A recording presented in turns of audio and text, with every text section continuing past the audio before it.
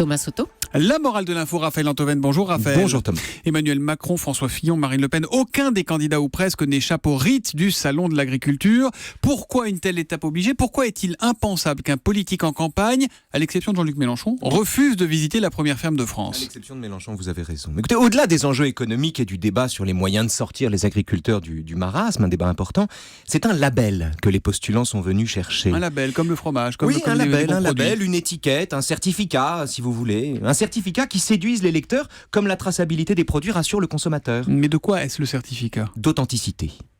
Le salon de l'agriculture permet la rédemption spectaculaire du politique. Comme les Indiens se purifient dans le Gange, nos politiques en campagne se lavent de leurs péchés dans le lisier.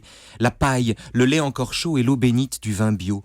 Ils expient leur altitude, ils se punissent d'être hautains le reste du temps en feignant d'écouter les paysans comme autant d'évangiles. Faire campagne au salon, c'est mendier en costume cravate, l'onction de ceux qui, parce qu'ils ne portent pas de costume, sont perçus comme des gens honnêtes, des remèdes à l'hypocrisie, des antidotes à la duplicité, bref, les dépositaires des vertus qui manquent à tous nos candidats. Bon, mais d'où vient ce mythe de l'authenticité agricole contre la fourberie citadine ? Mais vous avez raison Thomas de parler d'un mythe.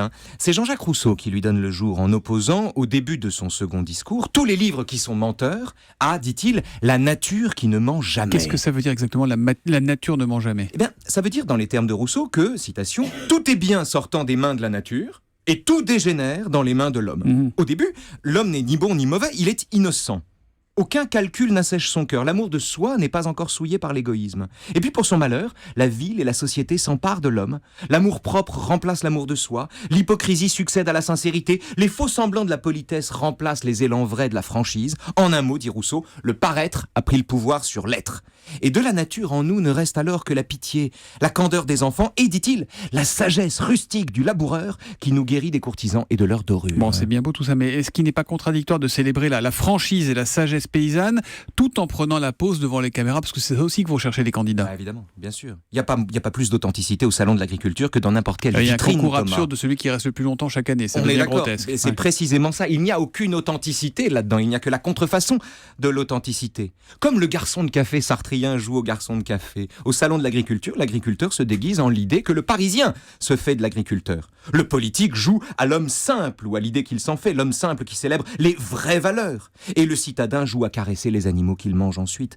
Tout le monde joue un rôle ici. Tout le monde fait semblant, même les vaches.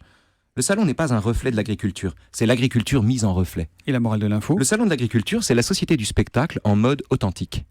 Là, j'ose à peine vous dire que demain, on sera en direct du salon de l'agriculture pour la matinale d'Europe 1. Bon, on en reparlera plus tard. Merci beaucoup, Raphaël Antoven, demain, et la donc. morale de l'info. À demain.